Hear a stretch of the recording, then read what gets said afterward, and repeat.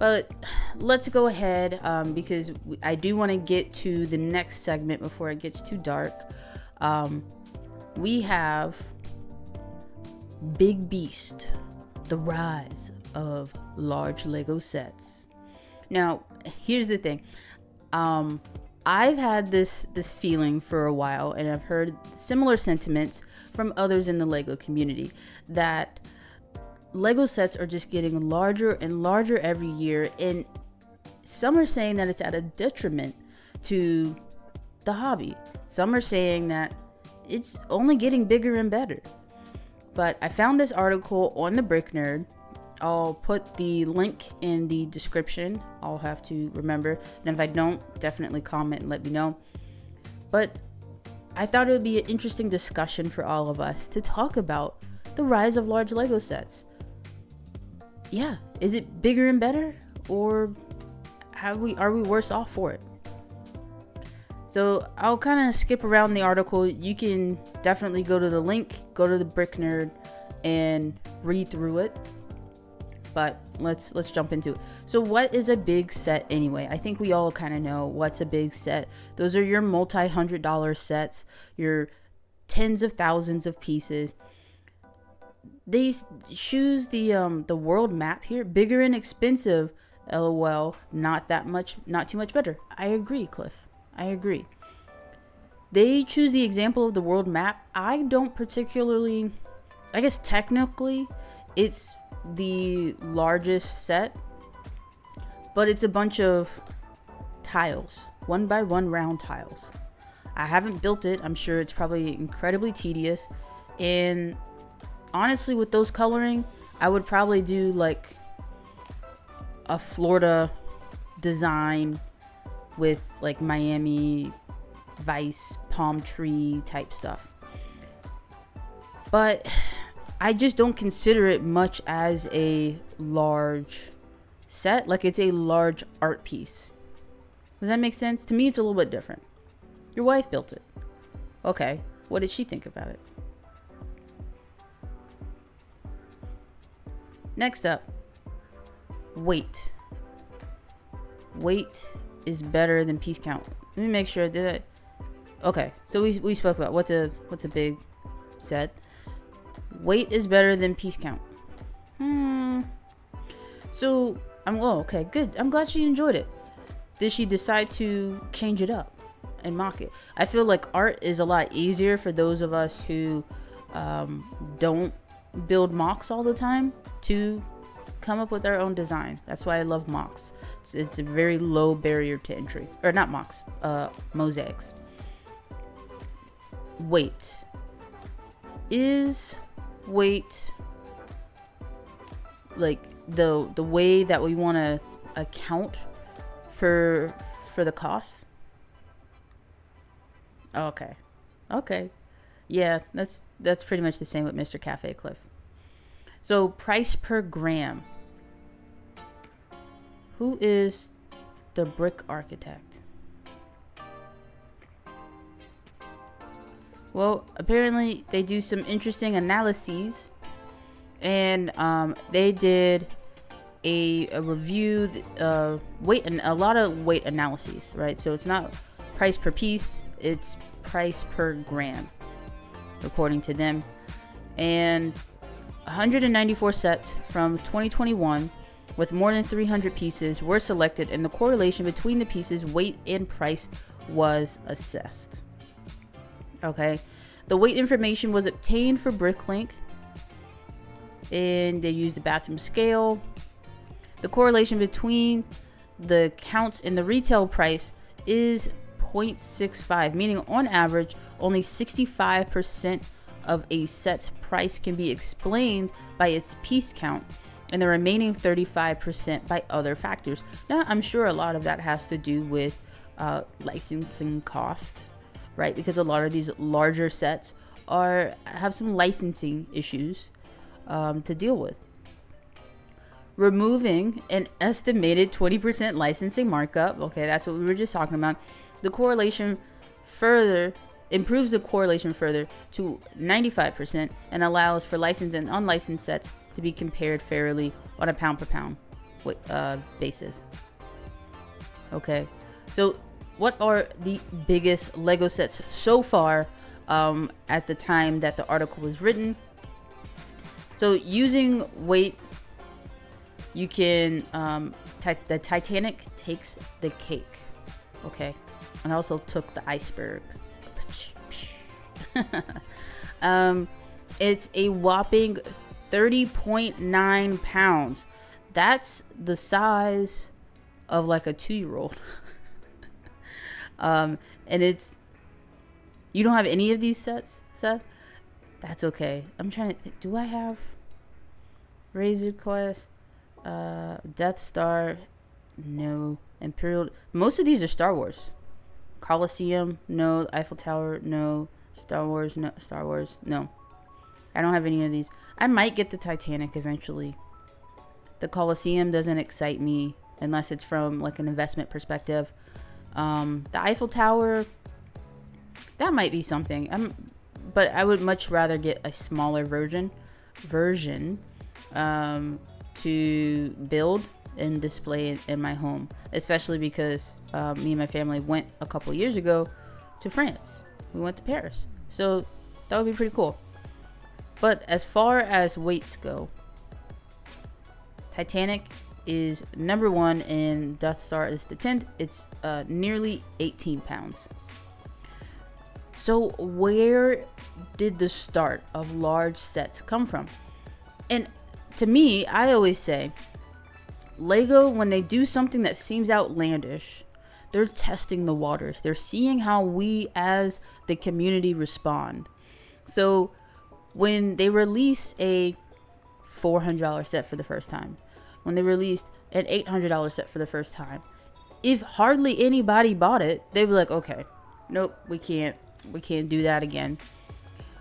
But tons of people did. So now that's the norm. And you get whack ASS sets now that are going for $200. And that's what Lego was asking for them. But where does it start?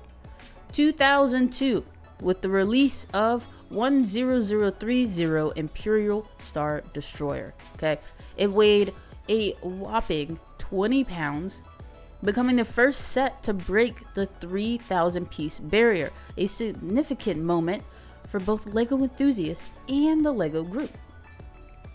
Okay, I mean, it looks like a beast of a set. It's all Star Wars' fault. I agree. We should just abolish it. Just kidding.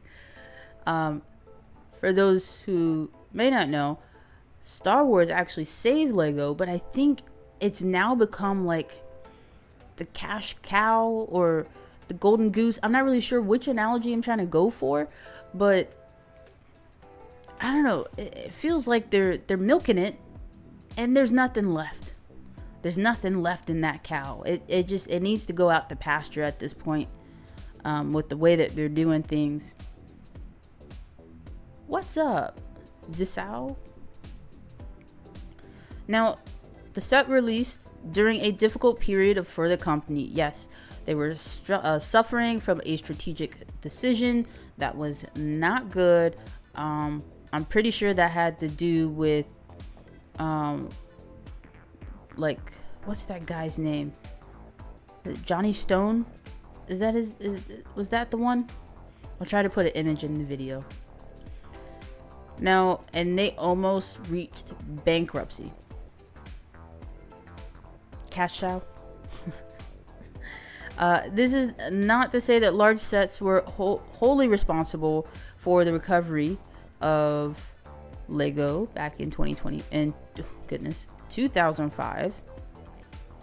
Good, like I'm trying to think about 2002 me asking for something like this. This would have been a straight hard no from my parents.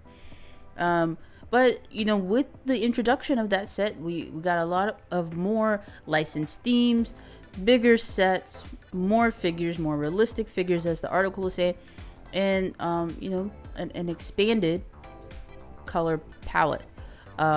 This one is simplified for the set, but that's Star Wars for you. So then we had the Leviathan, the Big Kahuna, the UCS Millennium Falcon.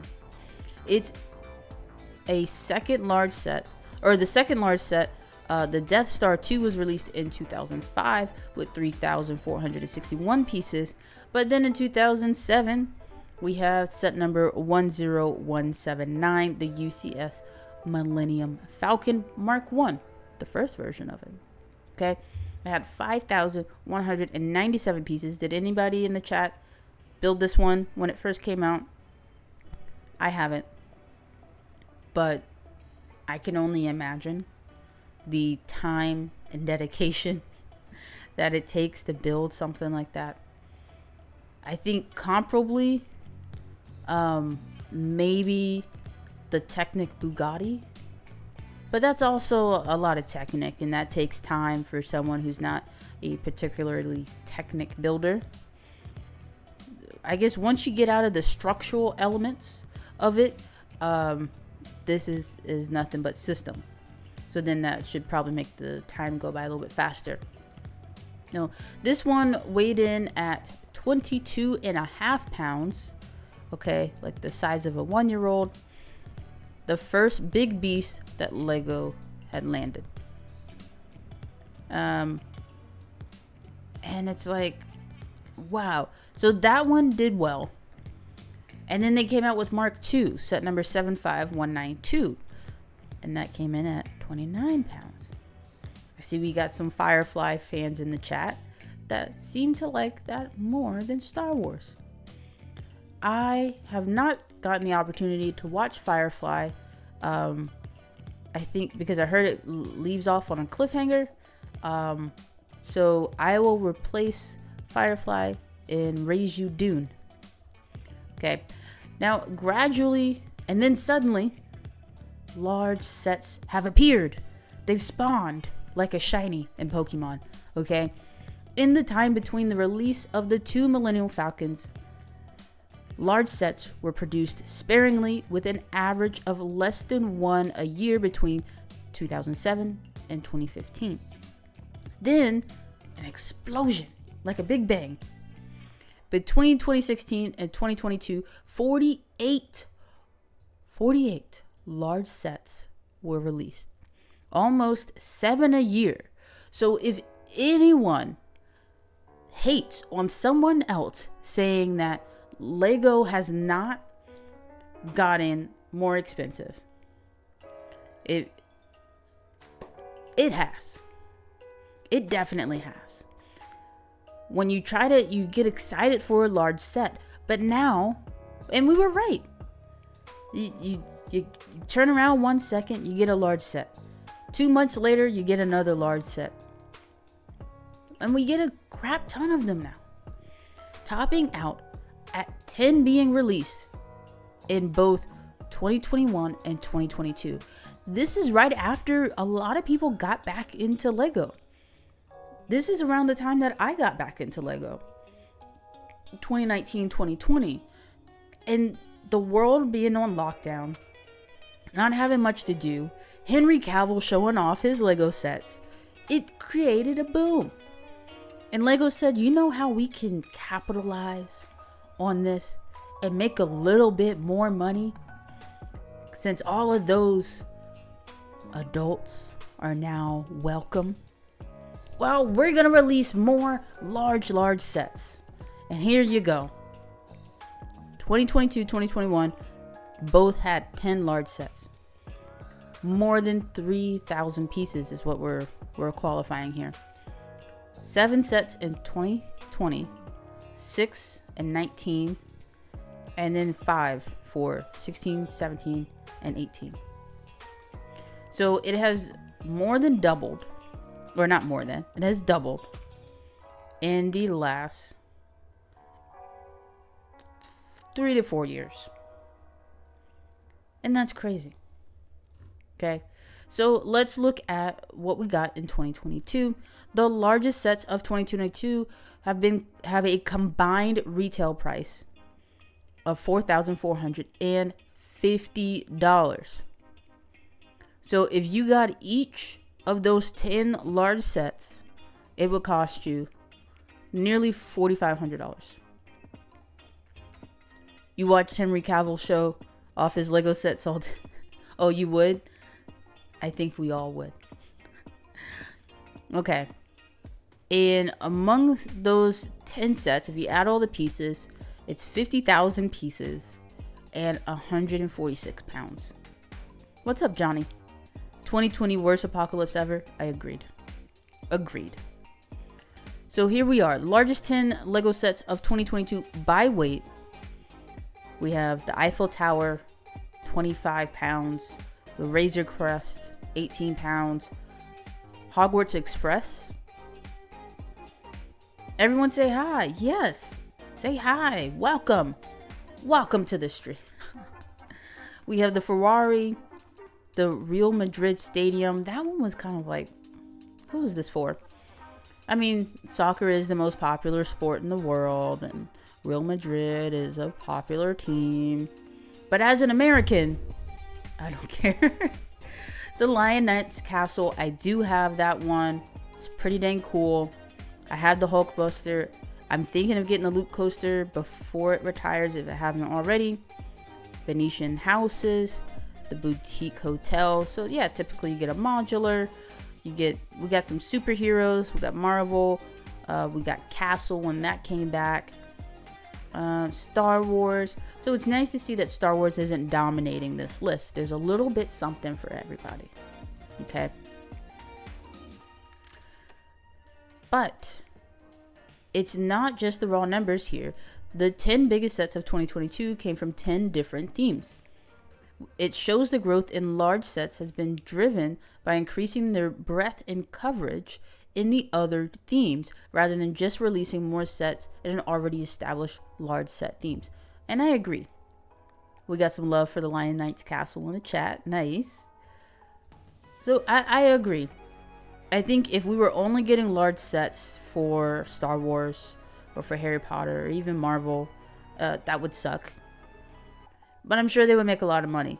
But what gives them a lot more money, I think, from a business perspective, and I don't know all the analytics, so they might be overreaching and overextending themselves again.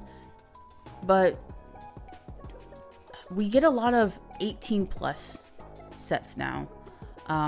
Those D2C adults welcome sets, icons, and like we just talked about earlier in the stream, the retro radio. Okay, so it's like they're just kind of pulling things randomly off the shelf. It's like they're going to Goodwill and saying, spin around, close your eyes, and point at something, and that's what we're going to build and release. And somebody's going to buy it because they want to build it out of Lego, and they don't know how. You know, whatever. But if you look at large sets by theme, Star Wars definitely takes the cake. You have landmarks, which that makes sense. Technic. Okay, yes. I feel like if the large Technic sets were also motorized, I would like them more, but who am I? You got 4 for Harry Potter, which is crazy how little that is compared to the top 3. Then you have Theme Park, Ninjago, Stadia, which are your stadium sets. Superheroes, so I guess we're gonna combine Marvel and DC. And Lego movies. Yeah, there are some nice sets there. So, like I said, it's a little massive ships. There's only one because it includes the Titanic, Jurassic Park, Home Alone, which I think would fall under icons. Not its own theme particularly. Ghostbusters, Disney, Castle, Bricklink Designer, which isn't a D2C set, but is technically still a set. Art, which I wouldn't really count that. It's very different, vastly different than the other ones here on the list. So a proportional representation. From 2002 to 2015, there were 50 large sets. And let's see, we gotta look at the stats. So sets that were, or the average 50 sets that had 500 to 3,000 pieces. Okay, that's your majority. Okay, and then sets that had over 3,000 pieces, very small sliver. And you see how we have pretty much tripled on this side of history, 2016 to 2022. Okay, and has increased from an average of 50 per year to 114 right here in the same time span. Sets released, rather. So we get a shit ton of sets every year now, on average, and it is doubled from previous section of time. So in conclusion, let me say my conclusions first. Okay, I think that large is not always better. I think that's definitely what draws new fans in, because as an adult, you have adult money, and when you were young in 2002, like in 2002, I was like 7 or 8, so I sure as heck did not have money for was it the Imperial Star Destroyer? I didn't have money for that, but I do have money now for Rivendell, and for the Sanctum Sanctorum, and for the Lion Knight's Castle. So when it comes to that, it makes sense. But I will say I'm glad that it's not all in one theme. We get these large sets, and I wish that they weren't all that it wasn't one-offs. I would like for things to be a little bit more wrapped up. So like you get a large set and you get a bunch of small ones, like Rivendell. I'm sure people would love for Lord of the Rings to come back. But let's see what they said in the article as far as their conclusions. So there's varied opinions. Yes. Like I gave mine. Opinions are like heinies. Everyone has them and they all stink. Okay. This person did not want to advance their own opinions in the article, which I agree, I approve of. So future predictions: bigger sets, more themes, more licenses. You know, that makes sense to me. And with more pieces and larger sets, you get more detail, which in this 8K world, 4K world, yes, why wouldn't we want more definition and detail out of our toys as well? Okay, given Generation Z is starting to achieve some serious purchasing power, yes, they are becoming adults, the prequel trilogy in Harry Potter would be good bets on themes that may attract more large sets over the next decade. Yeah. Okay. So, you guys let me know, are you enjoying the vast amounts of large sets that we're getting here? Has it helped the fandom? Has it helped the hobby? Not just the company. We know that it's helped the Lego group, but has it helped you as a builder? Has it helped your lug, those around you, the Lego community? I want to know. You guys tell me down in the comments.